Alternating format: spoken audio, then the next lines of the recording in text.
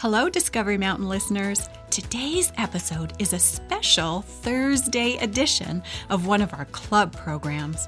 Members of the Discovery Mountain Club, or Mountaineers, have access to all of the club programs. And Mountaineers' financial support helps us keep the Discovery Mountain seasons and mini adventures available for free. Do you like what you hear? Well, please consider becoming a Mountaineer and exercise your faith further through inspirational programs and help us keep the main program accessible for everyone. Learn more at discoverymountain.com/club. And now for today's program.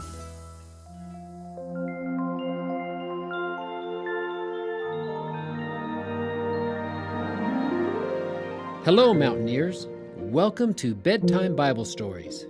Stories from God's storybook to exercise our faith. Let's begin.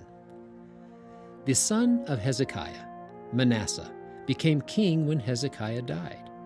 He was only 12 years old when he began to reign. Quickly, Manasseh became one of the most wicked kings that ever reigned in Jerusalem. He rebuilt the high places that Hezekiah tore down, and he built new altars to Baal and Asherah. He even put those pagan idols in the temple of God, along with the altars for many other gods. Manasseh filled the streets of Jerusalem with innocent blood.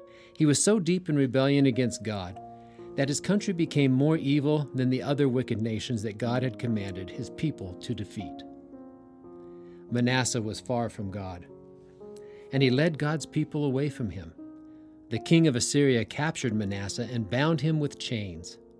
The Lord brought this upon him in order to lead Manasseh to repentance. And it worked. God delivered Manasseh back to Jerusalem safely. The king then reformed the city by removing the foreign gods and altars and reinstating the worship of God. Manasseh's experience tells us that no one has gone too far away to return to the Lord. After Manasseh died, his son Amon reigned in his place. His was a short reign because his servants conspired against him and killed him. And so Amon's son Josiah reigned in his place. Josiah was only 8 years old when he took the throne. He was a good king. After he reigned for 18 years, he had the high priest Hilkiah count the money that was gathered from the people. Then he used it to repair the house of the Lord.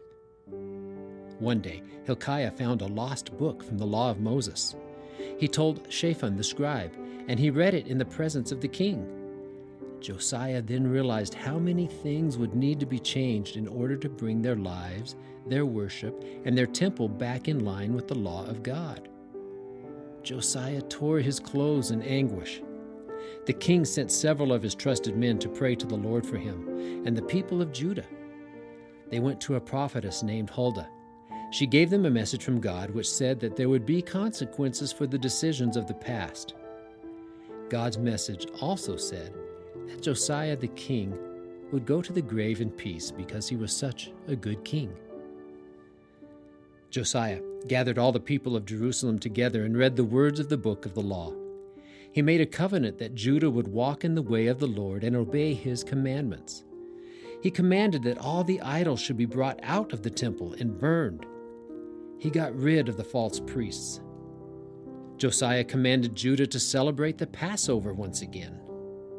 There was no king like him because Josiah obeyed God with all his heart. Still, there were difficult times ahead for the people of Judah.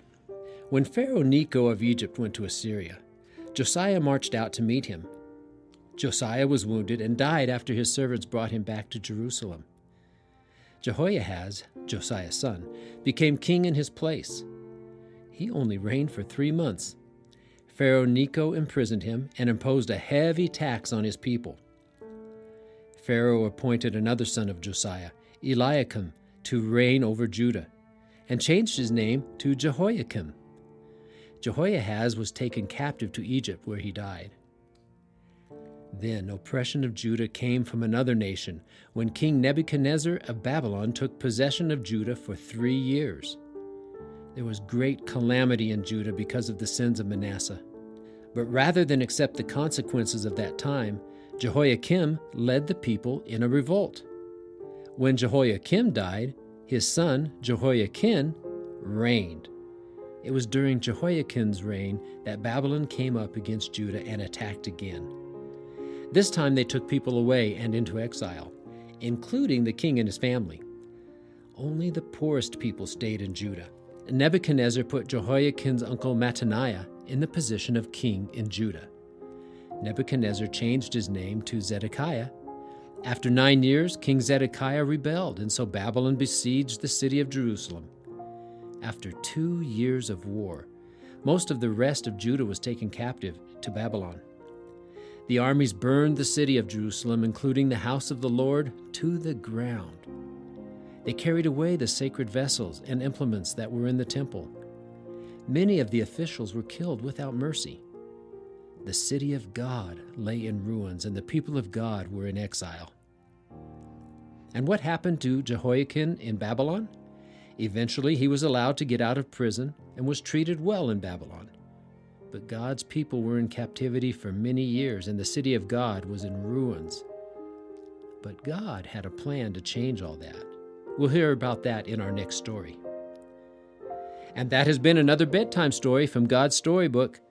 Good night, Mountaineers. We'll see you again soon here in the Discovery Mountain Club.